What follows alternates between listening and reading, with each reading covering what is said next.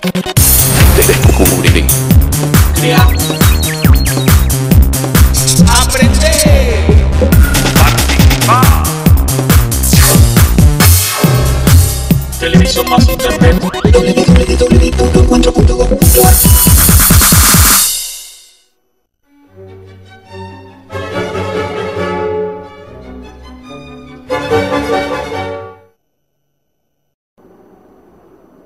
Aquí la tierra es dura y estéril. El cielo está más cerca que en ninguna otra parte y es azul y vacío. No llueve, pero cuando el cielo ruge, su voz es aterradora, implacable, colérica. Sobre esta tierra, en donde es penoso respirar, la gente depende de muchos dioses. Ya no hay aquí hombres extraordinarios y seguramente no los habrá jamás.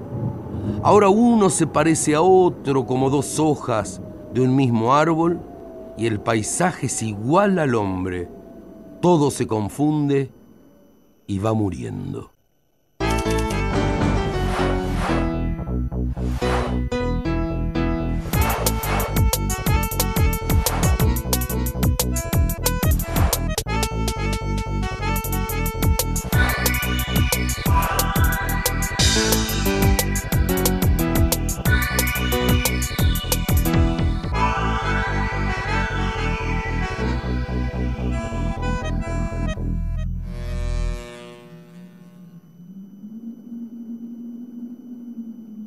Héctor Tizón nació el 21 de octubre de 1929 en Yala, Jujuy. Además de dedicar su vida a escribir, trabajó de abogado, periodista, diplomático y juez. En su obra refleja al noroeste argentino, sus paisajes y personajes solitarios y fraternales. Publicó libros de cuentos, novelas, ensayos y una novela para adolescentes. Ganó importantes premios y distinciones y fue traducido en varios idiomas. Es un escritor querido y respetado por sus pares. La primera curiosidad mía fue la lectura en una revista que ya desapareció, pero que fue muy buena, se llamaba Leoplan, donde salían textos completos de grandes obras, por ejemplo, de Stevenson, por ejemplo, del mismo Jack London, por ejemplo, 2 o 3 cuentos de Poe en un solo número. Bueno, ahí sí, digamos que fue el origen, esas traducciones que posiblemente no hayan sido estupendas, pero que a mí me servían, porque tal vez no transmitían la belleza del estilo, pero sí me servían a mí para transmitir la atmósfera y para que yo mismo tuviera oportunidad de contagiarme de esa atmósfera y pensar que podría ser muy bueno que yo tuviera la posibilidad de escribir. Nadie se fijó en mí. Junto al ventanal, mi padre y mi maestra miraban hacia afuera cuando una descarga atronó y un relámpago cruzó el cielo. Ella ahogó un grito y se abrazó a mi padre. Después, por un momento, sus manos se estrecharon. Desde entonces, para mí, las tardes grises, las tormentas con descargas y relámpagos solo evocan la tierna ambigüedad del amor. También yo estaba enamorado de mi maestra.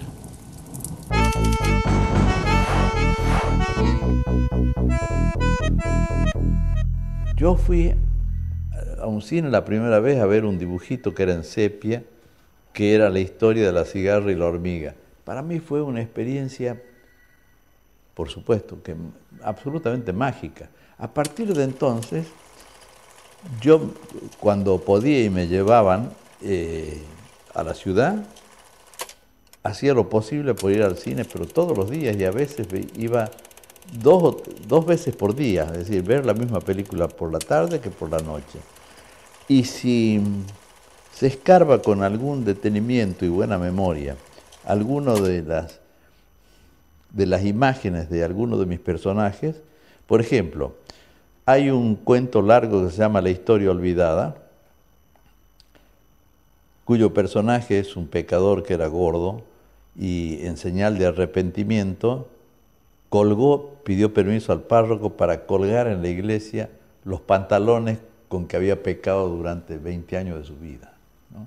Bueno, tenía todas las características, yo lo he vuelto a leer hace poco cuando estaba ordenando los cuentos completos, tenía todos los datos de un gran actor norteamericano que se llamaba Sidney Greenstreet, que es el gordo que aparece, por ejemplo, en la película en Casablanca. Es decir, hasta qué punto realmente el cine me ganó y sobre todo lo que más me seducía es la forma del relato, los cortes en la narración y las soldaduras en la propia narración, ¿no? El tiempo detenido y el tiempo retrotraído. Yo gané muchísimo viendo mucho cine. Nacido de linaje cierto, en casa acomodada y revocada de cal, jamás necesitó demostrar inteligencia ni otros dones para ser respetado o sobrevivir, y se dio al placer del cuerpo. Aunque en su aparente dejazón nunca descuidó el futuro, con su dinero puesto al logro en préstamos de mutuo y otros negocios de usura. Y de este modo, habiendo sido siempre más sensible de paladar que de corazón, al mal que de por sí es la vejez y la gordura, le había añadido el pecado de la avaricia.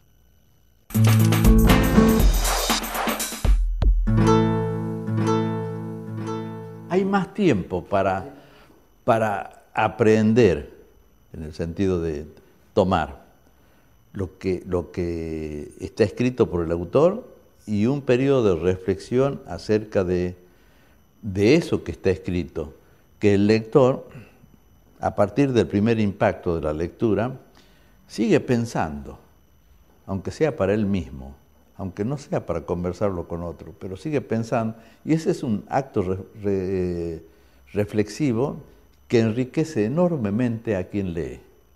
Eso es lo que yo creo que debemos inculcar en las escuelas primarias, es decir, aprender a leer.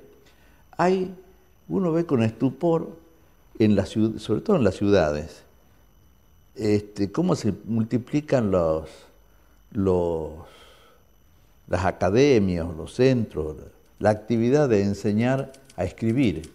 Yo creo que en primer lugar hay que enseñar a leer, porque si no aprendemos a leer, tampoco vamos a aprender a escribir. Un escritor se inicia no porque de pronto siente la inspiración, como quien descubre la imagen de la Virgen María en la cueva. No. Uno se inicia, a uno le entran ganas de escribir, otros llaman inspiración, a partir de lecturas que uno hace. Y la verdad es que las lecturas que se hacen en las escuelas, yo creo que necesitan de un cambio en la orientación, con un sentido más práctico, más pragmático y más de conocimiento de la curiosidad del educando, del niño. Por ejemplo, ¿por qué no empezar por revistas que no sean necesariamente literarias? Por ejemplo, por aventuras, ¿no? En vez de torturar a un niño de 12 años con el Cantar del Mío Cid, que para colmo ciertas maestras o profesoras pretenden que se los lea con la grafía y la fonética del castellano del siglo XII, del siglo XIII, de los comienzos del nacimiento de la lengua, ¿no?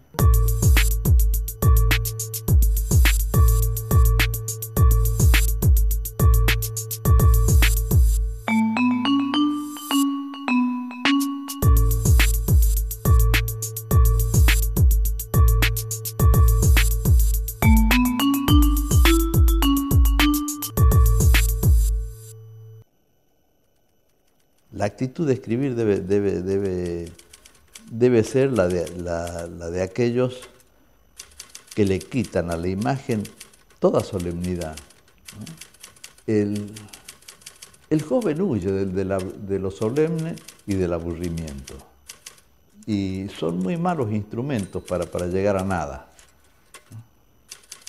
Crear de nuevo el sentido de que no solamente la gente que mete gol con la mano, sino que hay otra figura a la que nosotros podemos llegar a admirar y a querer.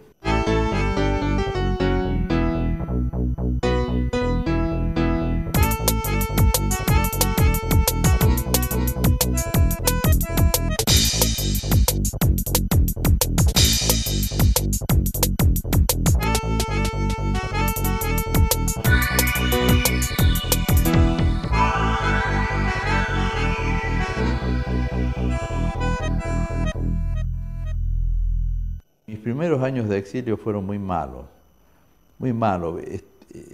Yo no podía superar la sensación del acto de humillación que fue para mí tener que ir huyendo de mi país y que realmente gente como la que había ocupado el poder no tenía la menor autoridad moral para empujarme a mí hacia afuera.